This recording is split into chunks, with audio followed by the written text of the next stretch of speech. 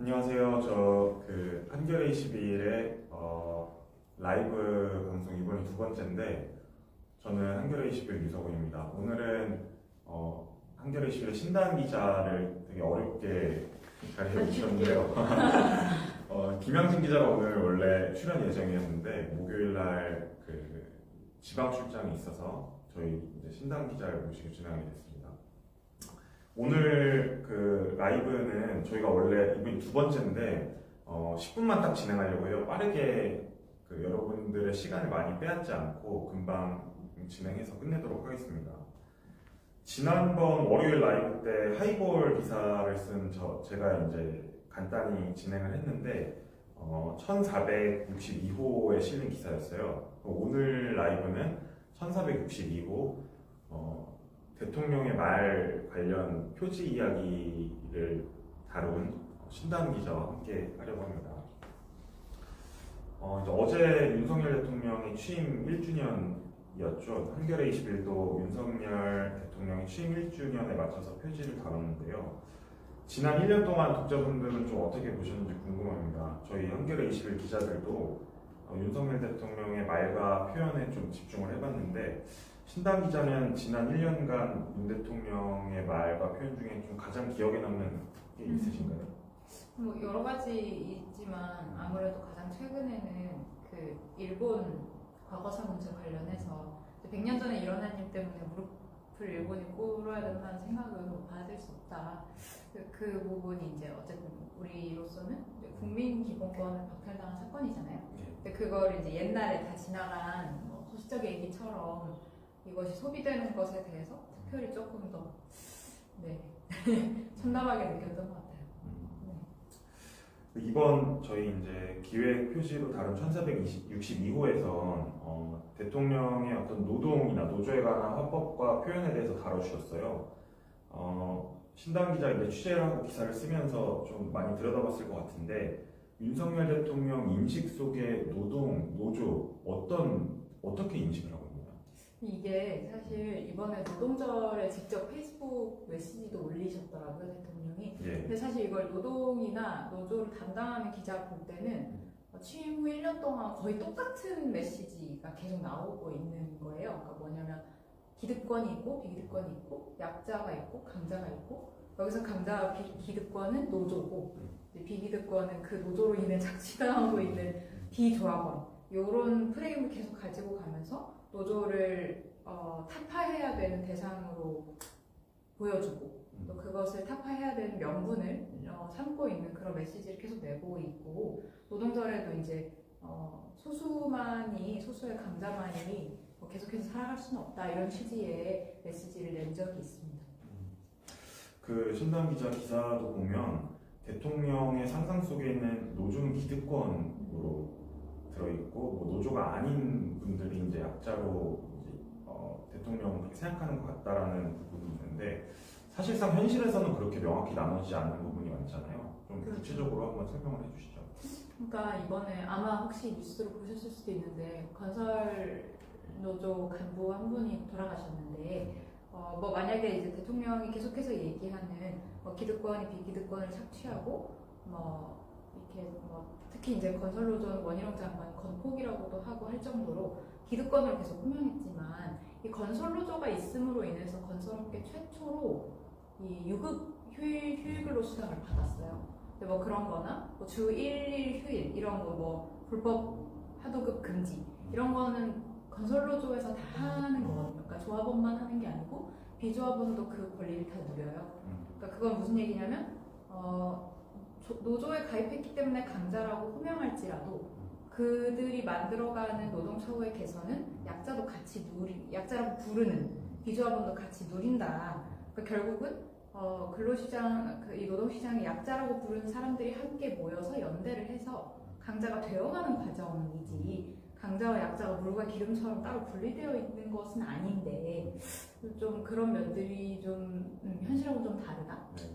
그리고 최근 어린이날에 이제 라이더들 파업해가지고 조금 난리가 났었잖아요. 근데 지금 사실 가장 핫하게 이슈가 되고 우리 사회가 보호를 고민해야 되는 사람들은 이 대통령이 계속 얘기하는 귀족, 강성 이런 대기업 정규직 노조가 아니고 이제 배달 기사, 콜센터, 뭐 화물 기사 이런 어떤 고용과 일감이 불안정하다고 이미 알려진 노조들이기 때문에 이 사람들이 기득권이라고 호명하는 거는 국민 감정적으로도 그렇게 맞지는 않는 것 같아요. 네.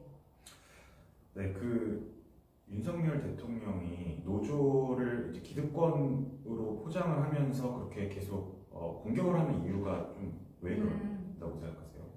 사실 제가 이 유튜브를 할 때도 조금 걱정했던 것이 이걸 보시는 분들도 별로 노조에 대해서 좋은 인상을 갖고 있지는 않을 수 있다고 생각해요. 이제 뭐 조끼 입고 이제 뭐 투쟁하고 하는 모습이 어떤 거부감을 일으킬 수 있고 그것이 그분들의 생계가 달려있는 일일지라도 근데 이제 그거는 그 점을 잘 파악했던 것 같아요. 국민들이 노조와 거리감을 가지고 있고 많은 사람들이 자기 사업장에도 노조가 있기를 바라지만 실질적으로는 노조가 없고 그런 점들을 생각했을 때 조금 또 어떤 상대적으로 그 거리감이 있는 것을 또 대통령이 인지하고 있고 그 상황에서 12월에 화물연대 파업 때 한번 강경 대응을 했는데 지지율이 팍 튀었어요. 그 이후로 대통령실에서 이거다, 이 지지율을 뗄감 이것이다 이렇게 판단을 했던 것 같아요. 그 신당 기자께서는 윤석열 대통령 취임 이후에 노조 혹은 노동 관련해서 언급했던 말이나 표현 중에 좀 가장 기억에 남는 게 있으신가요? 저는 사실 윤석열 대통령의 발언보다는 원희룡 장관의 발언이 되게 많이 기억에 남았고 왜냐면 그만큼 또 엄청 공격적이었어요 원사가. 그래서 예를 들면 민폐노총, 민폐노총이라는 말도 하고 건폭, 그러니까 건설업 폭력배의 줄임말인데요. 이렇게 어쨌든 이 사람들을 아주 적극적으로 범죄자화하는 워딩을 계속해서 사용하고 국민과 민주노총 조합원이 계속 분리되는 그런 발언들이 어쨌든 보수층, 특히 극보수층을 결집하고 노조를 혐오하는 데에 조금 일조한 게 아닌가 그런 생각이 많이 들었습니다. 네. 그 지난주에 이어서 이번 주도 양희동 지대장에 관한 기사를 쓰신 걸로 알고 있는데 좀 뭐 간단히 설명을 해주시면 사안에 대해서. 네. 저희가 어차피 다음 호에서도 다루거든요. 그래서 이제 미리 기사 홍보도 할 겸 말씀을 드렸는데 양회동 지대장님이시고 건설노조 강원 쪽에서 활동하셨어요. 여러분들 휴가 많이 가시는 속초, 강릉 이쪽에서 활동하셨고 조합원 채용 교섭이나 아시다시피 건설업이 일용직이 많으니까 이제 그 조합원들 우리 조합원들 채용해달라 이런 교섭을 하는 활동을 경찰이 좀 문제를 삼았고 수사가 시작됐는데 그분이 이제 수사 과정에서 모욕감도 많이 느끼시고 자기 억울함을 풀 길이 없다. 특히 아까 말씀드린 어떤 건폭 이런 분위기와 맞물려서 본인의 활동이 되게 매도당한다고 느끼셔서 스스로 목숨을 끊는 그런 사건이 발생했습니다. 이 사건이 노동절날 이제 발생을.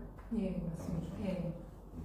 그 이번 주에 이제 나가는 기사를 보니까 이분이 그렇게 좀 되게 평소에 성격이 드러나는 부분도 좀 있더라고요. 좀 네. 동료분들이 말하는 지대장님은 좀 어떤 분이셨나요? 그러니까 사람들이 그 건설노조 조합원이 하는 어떤 행동이나 이런 걸 보면 엄청 신념에 가득 차 있을 것 같지만 이분이 그리고 머리띠도 하긴 하셨어요. 그런데 이제 실질적으로는 그렇게 어떤 진지하고 이념적인 분이 아니고 그냥 이제 가장으로서 생계를 유지하고 동료들을 위해서 일감을 끊기지 않게 유지하려고 노력하시는 그냥 한 명의 소시민이었던 것 같아요. 근데 이제 저도 장례식장을 다녀오고 그러면서 좀 놀란 거는 이 피해자, 경찰이 피해자라고 지정한 그 기업들이 이분을 위해서 처벌 불원서를 써줬어요. 네, 그러니까 이분들이 정말 피해자였다면 하기 힘든 처벌 불원서 15장이나 들어왔는데 어쨌든 그러더라도 이 수사를 막을 수는 없었던 것 같고 저희도 이 건설노조의 주장과 또 경찰의 주장이 충돌하는 지점들을 어느 한쪽을 편들지 않고 잘 톱해보려고 애를 썼어요. 네, 기사를 한번 참조해 주시면 좋을 것 같아요.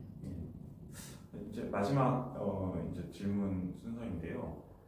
이제 신당 기자가 한겨레 신문에서도 노동 담당 기자를 했었고 지금 21에서도 노동 관련 기사를 많이 쓰고 있는데 지금 윤석열 정부가 시작한 지 1년이 지났잖아요. 네. 그래서 앞으로 이제 뭐 정부가 4년이 더 남아 있는데 좀 바라는 점이나 아니면 어떤 점은 좀 바뀌었으면 좋겠다는 게 있으면 한번 말씀해 주시면 감사하겠습니다.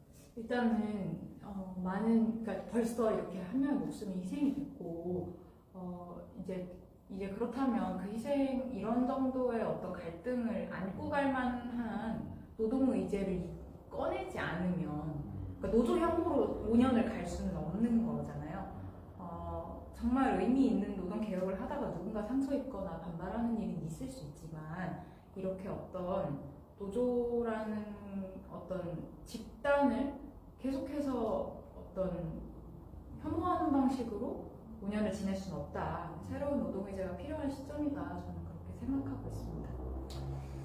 네, 저희가 오늘부터 이제 딱 10분을 맞춰서 하려고 이렇게 짧게 빠르게 진행을 해봤는데 저희가 오늘 사실 또 마감 날이거든요. 그래서 또 라이브 방송을 마치고 마감을 마무리해야 되기 때문에 오늘은 여기서 마치고 다음 주 월요일에 다른 주제로 라이브 방송 때 찾아뵙겠습니다. 감사합니다.